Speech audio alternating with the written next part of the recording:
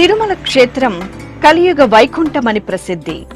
ఈ ప్రశస్తికి మూల కారణం ఇక్కడ స్వయం వ్యక్త స్వరూపంతో వెలసిల్లుతున్న శ్రీ వెంకటేశ్వరుడు.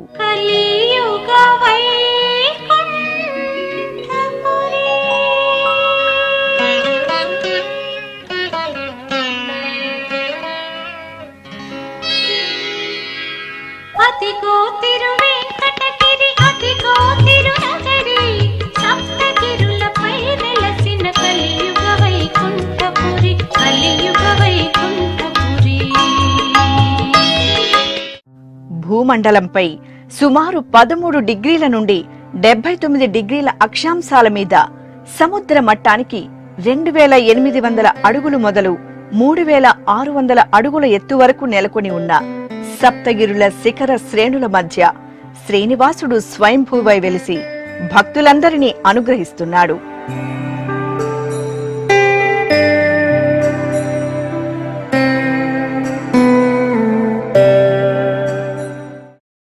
అదిగో ఆ కనబడేదే బ్రహ్మాండ నాయకుని ఆలయం యొక్క ప్రధాన ప్రవేశ ద్వారం.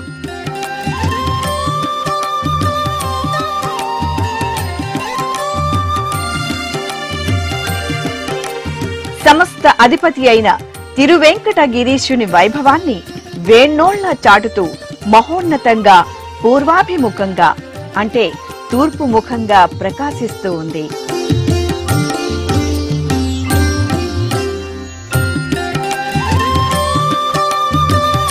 ఆ మహద్వార గోపురానికి భక్తితో చేతులెత్తి దండాలు పెడుదాం.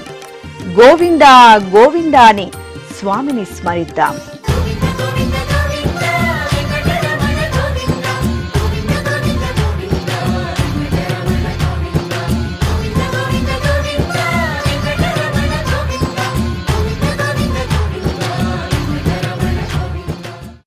శ్రీ వెంకటపతి ఆనంద నిలయమనే బంగారు మేడలో దివ్య దర్శనమిస్తూ ఉన్నాడు. అదిగో కన్నులు మిరిమెట్లు గొలిపేలా కోటి సూర్య తేజంతో అద్భుతంగా ప్రకాశిస్తూ ఉన్న బ్రహ్మాండ నాయకుని బంగారు మేడ, అదే శ్రీహరివాసము. బంగారు మేడలలోన పరమాత్ముడు వాడే,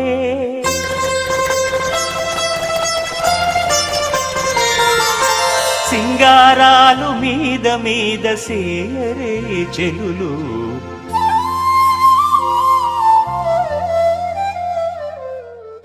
అందులోని ఒక్కొక్క మండపం ఒక్కొక్క భక్తుని త్యాగానికి ప్రతీక. అంతేకాదు వారి భక్తికి నిదర్శనం.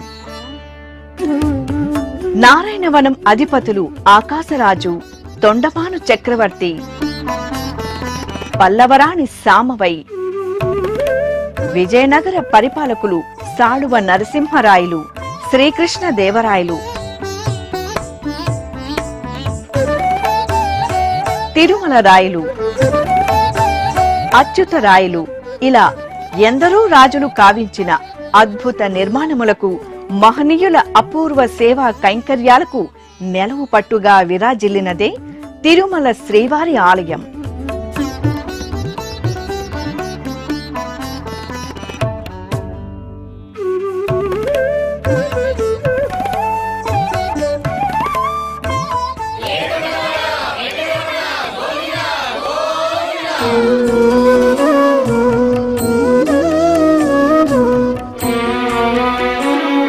శ్రీ వెంకటేశ్వర స్వామి పిలిస్తే పలికే ప్రత్యక్ష దైవం.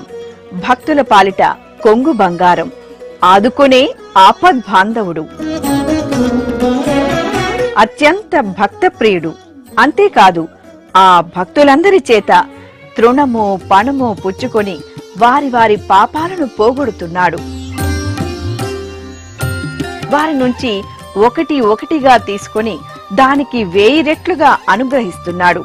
అంతేకాదు ఆయనకు ముడుపులు సమర్పించే భక్తులకు స్వామివారే స్వయంగా అనేక విధాలుగా సేవలు చేస్తున్నారు.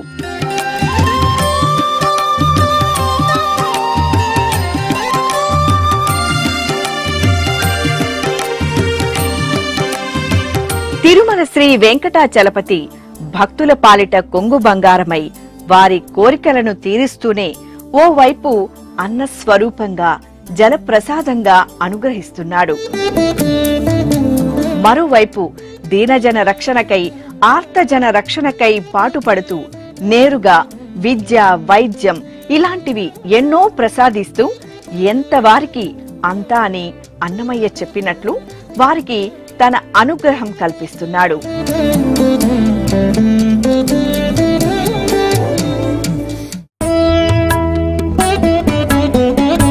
విద్య నిగూఢ విత్తము.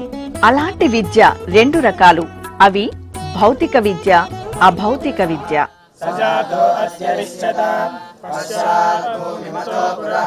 వేదం అభౌతికమైన విద్యలో ప్రథమ స్థానంలో నిలుస్తుంది.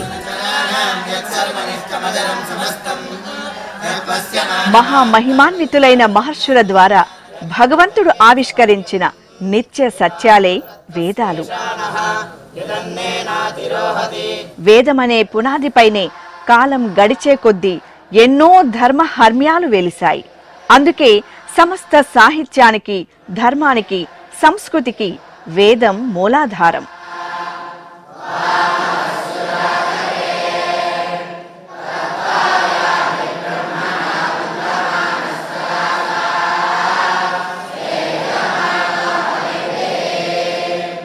మన సనాతన ధర్మానికి మూలాధారాలైన వేదాలను తరతరాలకు అందించాలని స్వయంగా ఆ శ్రీనివాసుడు భావించి ఉంటాడు.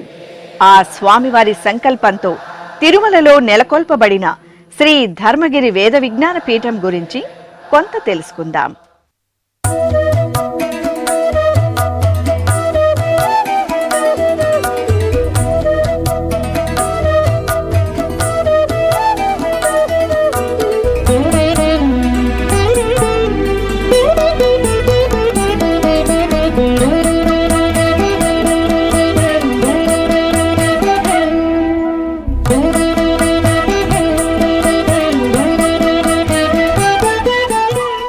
శ్రీవేంకటాద్రి నిలయ కమలా కాముక పుమాన్ అభంగుర విభూతిర్న స్తరంగయతు మంగళం.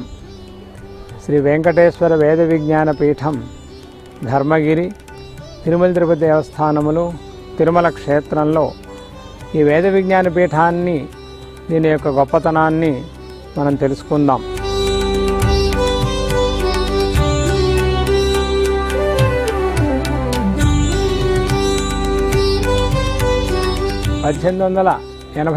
సంవత్సరంలో ఆనాడు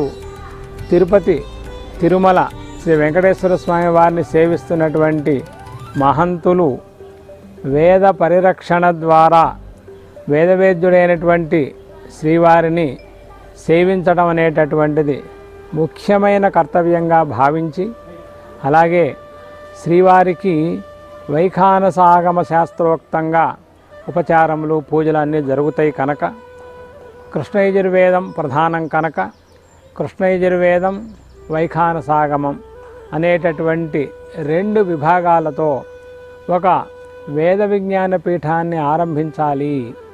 శ్రీవారి యొక్క పరమానుగ్రహంతో ఆ వేద విజ్ఞాన పీఠం జనదనాభివృద్ధి చెందాలి అని వారు సంకల్పం చేసి ఆ కలియుగ ప్రత్యక్ష దైవమైనటువంటి వెంకటేశ్వర స్వామి వారిని ప్రార్థించారు.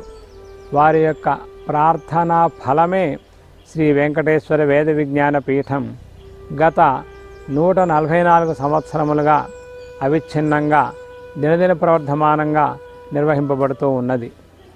లోకంలో మానవులందరూ కూడాను సుఖం కావాలి, దుఃఖం వద్దు అని కోరుకుంటారు. అది ఎలా వస్తుంది అంటే వేదముల ద్వారానే వస్తుంది.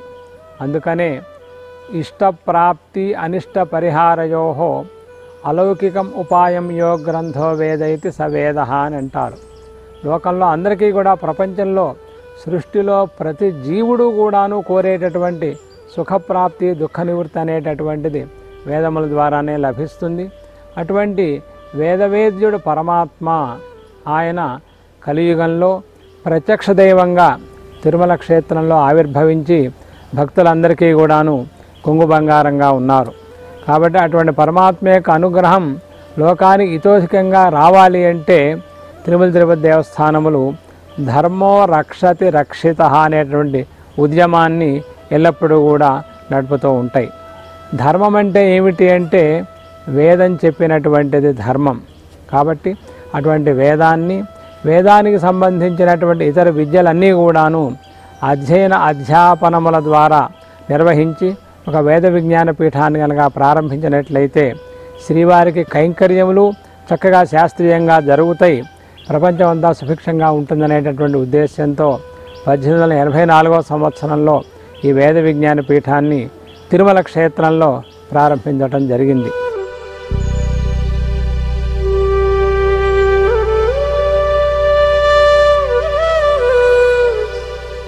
దినదిన ప్రవర్ధమానంగా ఈ వేద విజ్ఞాన పీఠం నిర్వహిస్తూ ప్రస్తుతం తిరుమల తిరుపతి దేవస్థానం వారి యొక్క నిర్వహణలో ఈ ధర్మగిరి క్షేత్రంలో సువిశాలమైనటువంటి 35 ఎకరాల ప్రాంగణంలో నిర్వహింపబడుతూ ఉన్నది.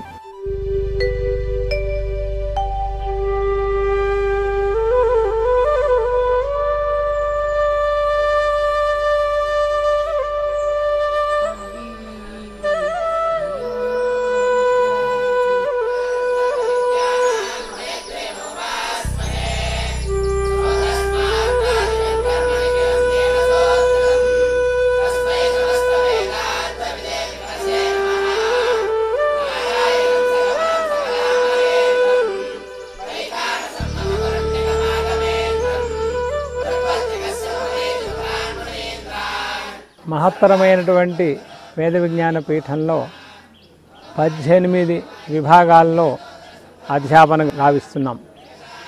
ఏమిటి అవంటే వేదాల్లో 7 శాఖలు, ఋగ్వేదం, శుక్లయజుర్వేదం, కృష్ణయజుర్వేదంలో తైత్రీయ శాఖ మరియు మైత్రాయణి శాఖ, సామవేదంలో కౌతమ శాఖ మరియు జైమిని శాఖ, అథర్వవేదంలో శౌనక శాఖ.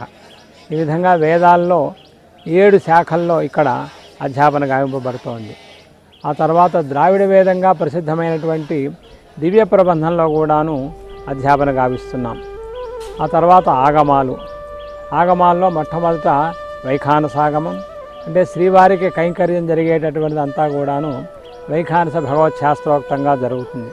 కాబట్టి అటువంటి వైఖానసాగమాన్ని, అలాగే తిరుచానూరులో వేంచేసినటువంటి పద్మావతి అమ్మవారికి పాంచరాత్రాగమ విధానంగా ఆరాధన ఉత్సవాలన్నీ కూడా జరుగుతాయి.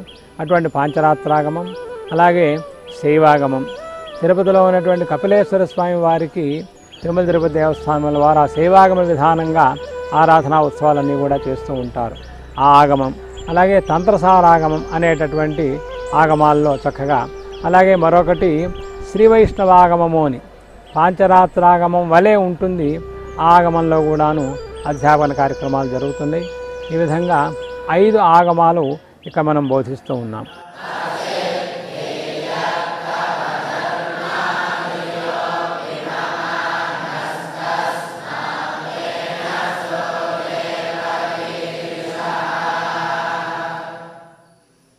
అటు తర్వాత స్మార్తం, అంటే కర్మకాండ పౌరోహిత్యానికి సంబంధించినటువంటిది.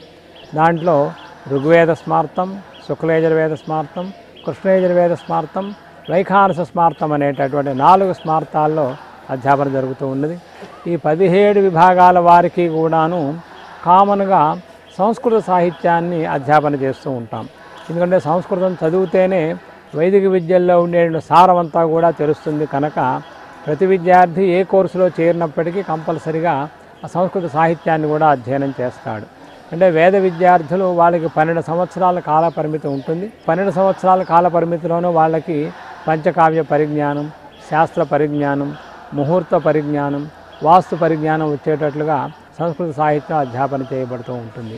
ఇక ఆగమ స్మార్తాల వాళ్ళందరికీ కూడాను అదే కోర్సు 8 సంవత్సరాల కాల పరిమితి కనుక 8 సంవత్సరాలకి వాళ్ళకి విభాగం చేసి వాళ్ళకి ఆ విధంగా సంస్కృత సాహిత్యం అంతా కూడాను అధ్యాపన చేయబడుతూ ఉంటుంది. ఈ విధంగా వైదిక విద్యతో పాటు సంస్కృత సాహిత్యాన్ని కూడా అధ్యాపన చేస్తూ ఈ పాఠశాల చక్కగా మంచి పండితుల్ని, వేద పండితుల్ని, ఆగమ పండితుల్ని, అలాగే స్మార్త పండితుల్ని, సంస్కృతంలో మంచి ప్రవేశం ఉన్న వాళ్ళని తిరుమల తిరుపతి దేవస్థానం వారు తయారు చేస్తూ ఉన్నారు.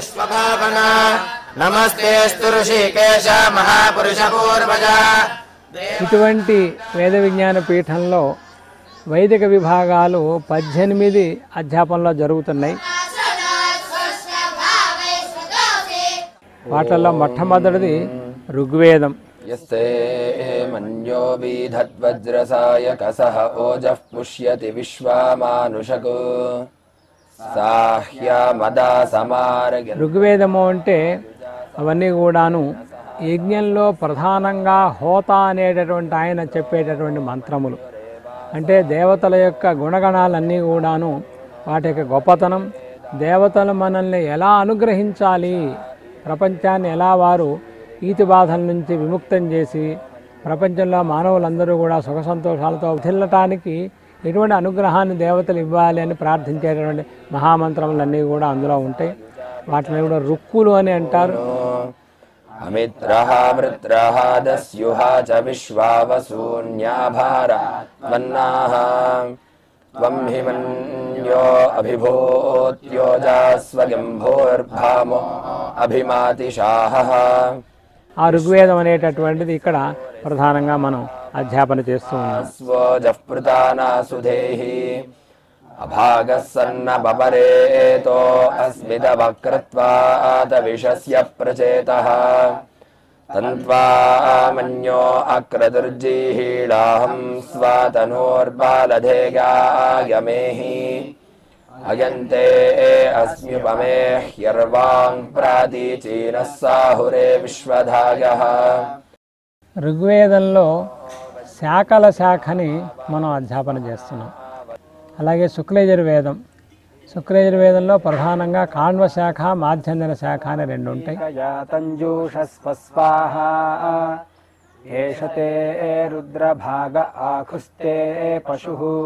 ఉత్తర దేశంలో మాధ్యంజన శాఖ అధ్యాపకులు ఎక్కువ మంది ఉంటారు.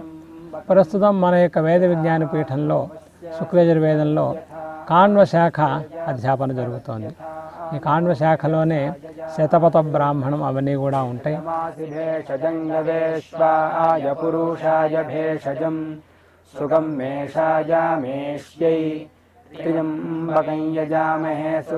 అనేక వేదాంత జ్ఞాన విషయాలన్నీ కూడా అందులో ఉంటాయి. ఆ విధంగా ఆ శుక్లయజుర్వేదం కాణ్వ శాఖ అనేటటువంటిది 12 సంవత్సరాల కాల పరిమితో మనం ఇక్కడ అధ్యాపన చేస్తూ ఉన్నాం.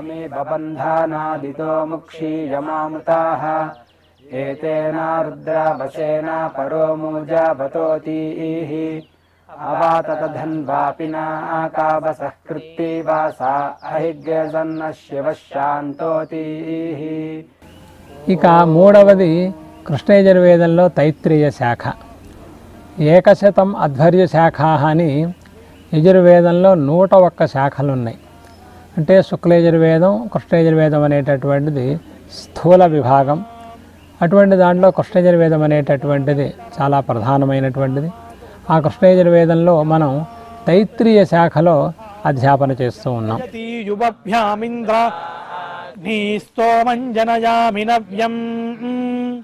ఇంద్రాగ్నేన పతిం పురోధాసపత్నీరధూనుతం శాఖమేకేన కర్మణా. యజుర్వేదం యొక్క గొప్పతనం ఏమిటి అంటే, మానవులు కోరేటటువంటి సమస్త సుఖాలకి మీరు యజ్ఞముల అనుష్ఠానం చేయండి. తద్వారా మీరు యజ్ఞముల లోక కళ్యాణ హేతువులు కనుక మీ అభిష్టాలన్నింటినీ కూడా పొందండి అని భగవంతుడు మనకు అనుగ్రహించాడు. అటువంటి యజ్ఞానుష్ఠానాన్ని ప్రధానంగా నిరూపించేటటువంటి కృష్ణయజుర్వేద తైత్రీయ శాఖని మనం ఇక్కడ అధ్యాపన చేస్తూ ఉన్నాం.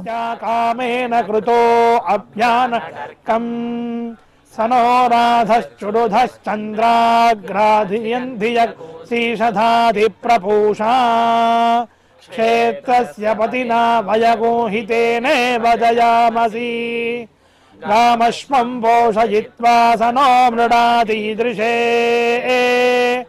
ఆ శాఖ యొక్క కాల పరిమితి కూడాను 12 సంవత్సరాలు. వాళ్ళు చక్కగా సలక్షణ ఘనాపాఠి అనేటటువంటి బిరుదును పొంది ఆ విద్యార్థులు ఉత్తీర్ణులై ఎక్కడి కృష్ణయజుర్వేద పండితులుగా లోకంలో సేవ చేస్తూ ఉంటారు. అగ్నేనయ సుపథారాజే అస్మాన్ విశ్వాని దేవ విద్వాన్ యోధ్యస్మజ్జుహురానమేనో భోజిష్టాంతే నమ భుక్తిం విధేమ ఆ తర్వాత మనం అధ్యాపన చేస్తున్నటువంటిది కృష్ణయజుర్వేదంలో మైత్రాయణి శాఖ. ప్రజాపతిర్వరుణో మిత్రో అగ్ని విష్ణుస్త్వష్టా ప్రజజ ప్రరాణో యజమానా యద్రవిణం దధాతు సమింద్రనో మనసాని. ఇది చాలా అరుదైన శాఖ. భారతదేశం మొత్తంలోనూ ఇటువంటి శాఖను అధ్యయనం చేసినటువంటి వారు పండితులు చాలా తక్కువగా ఉన్నారు. ఇటువంటి అరుదైన శాఖ కూడా మన యొక్క వేద విజ్ఞాన పీఠంలో 7 సంవత్సరాల కాల పరిమితితో అధ్యాపన చేయబడుతూ ఉన్నది. సగం శివేన త్వష్టా సుదత్రో విదధాతు నోమాష్టో తన్వో యద్విరిష్టం. మామూలుగా వేదములు మూల పాఠం, దాన్నే ప్రకృతి పాఠము అని అంటాము. వికృతి పాఠాలు పదము, క్రమము, జట, ఘన అనేటటువంటి పాఠములన్నీ కూడా ఉంటాయి. అవన్నీ కూడా ప్రస్తుతం అందుబాటులో లేనందువల్ల మైత్రాయణి శాఖలో కేవలం మూల పాఠం మాత్రమే 7 సంవత్సరాల కాల పరిమితితో అధ్యాపన గావింపబడుతోంది. ఆ విధంగా కృష్ణయజుర్వేదంలో మైత్రాయణి శాఖ కూడా మన వేద విజ్ఞాన పీఠంలో విద్యార్థులకి మనం బోధిస్తూ ఉన్నాం.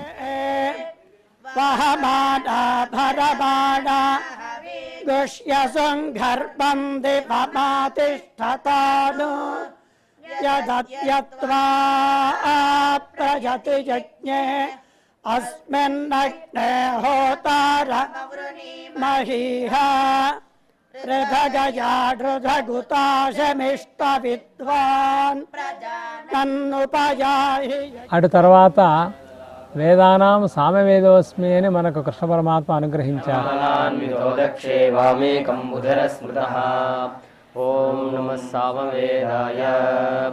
దేవతలు కూడా ఒకప్పుడు రుక్కుల ఎందుందామా, యజస్సుల ఎందుందామా, సామల ఎందుందామా అని ఆలోచించి వాళ్ళు సామల ఎందే ఉన్నారట, సామవేదం అందే ఉన్నారట. దేవావై నర్చినైజుష్యశ్రయంత తే సామన్నేవాశ్రయంత అని మన కృష్ణయజుర్వేదం తెలియపరుస్తోంది.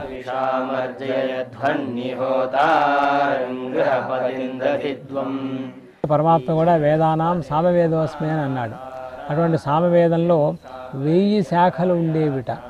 దాంట్లో ప్రస్తుతం మనం ధర్మగిరి వేద విజ్ఞాన పీఠంలో 2 శాఖల్లో మనం అధ్యాపన గావిస్తున్నాం. దాంట్లో కౌతమ శాఖ అనేటటువంటిది ఒకటి.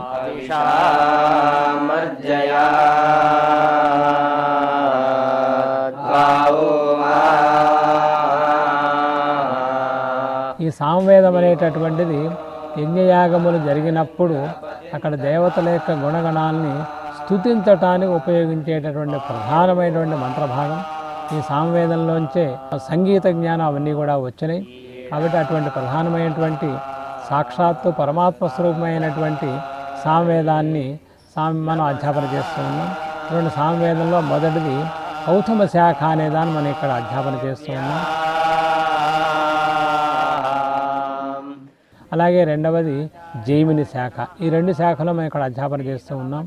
జైమిని శాఖ అనేటటువంటిది ఆ వ్యాస మహర్షి యొక్క శిష్యుల్లో ప్రధానమైనటువంటి జైమిని అనేటటువంటి మహర్షి ద్వారా లోకంలో ప్రవర్తింపచేయబడింది.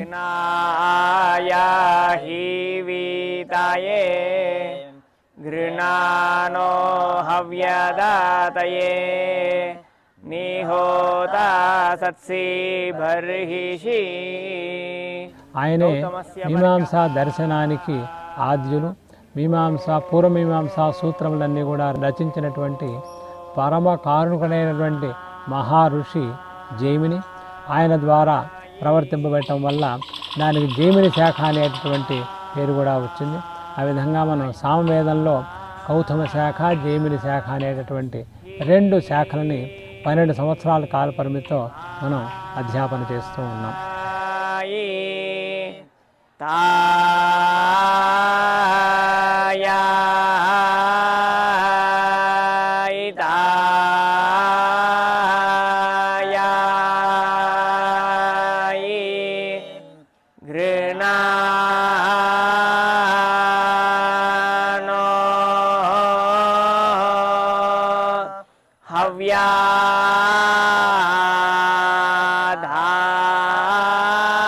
అలాగే ఇక 7వదైనటువంటి వేద విభాగం మనం అధ్యాపన చేస్తున్నటువంటిది అథర్వవేదంలో శౌనక శాఖ. విష్ణు భక్తి మహాభేనం వందేహం శౌనకార్ణవం శన్నో దేవీరభిష్టాయ ఆపో భవంతు అథర్వవేదం అనేటటువంటిది శాంతి పుష్టి కర్మలుగా అన్నిటికీ కూడా ఉపయోగించేటటువంటి ప్రధానమైనటువంటి మంత్రభాగం. కాబట్టి అథర్వాంగిరసులు అనేటటువంటి మహర్షులు ఈ వేద శాఖను లోకంలో ప్రవర్తింపచేశారు. కాబట్టి అటువంటి అథర్వవేదాన్ని కనుక అధ్యయనం చేసినట్లయితే సమస్త ఆది వ్యాధులన్నీ కూడాను నశిస్తాయి. లోకంలో ప్రజలందరూ కూడా సుఖశాంతులతో ఉంటారు. సమస్త పుష్టి తుష్టి కలుగుతుంది. కనుక అటువంటి అథర్వవేదాన్ని కూడా మనం అధ్యాపన చేస్తూ ఉన్నాం. ఆ అథర్వవేదాన్ని కూడాను 7 సంవత్సరాల కాల పరిమితితో మనం అధ్యాపన చేస్తూ ఉన్నాం.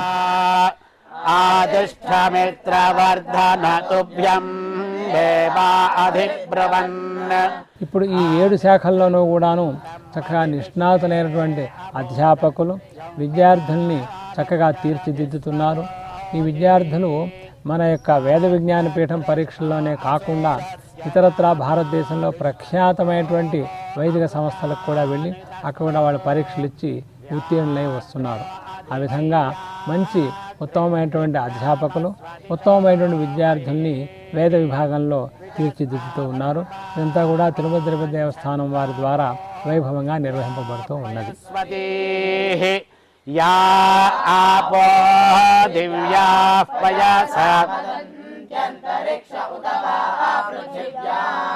ఇప్పటి వరకు ధర్మగిరి శ్రీ వెంకటేశ్వర వేద విజ్ఞాన పీఠంలో ఉన్న 4 వేదాలలోని విభాగాల గురించి కొంత తెలుసుకున్నాం కదా.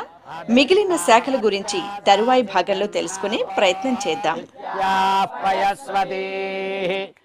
తిరుమల తిరుపతి దేవస్థానం వారి ఆధ్వర్యంలో నిర్వహింపబడుతున్న శ్రీ ధర్మగిరి వేద విజ్ఞాన పీఠంలో వేదం వల్లిస్తున్న విద్యార్థులకు ఆ వేదాన్నే భావితరాలకు అందించాలనే సత్సంకల్పంతో విద్యార్థులకు వేదాన్ని వల్లిస్తున్న అధ్యాపకులకు, వీరందరినీ సమిష్టిగా నడిపిస్తున్న వేద పాఠశాల ప్రిన్సిపల్ గారికి, దీనికి సహకారం అందిస్తున్న ఇతర సిబ్బందికి ఆ స్వామివారి ఆశీస్సులు కలగాలని వేడుకుందాం. ఓం నమో వెంకటేశాయ.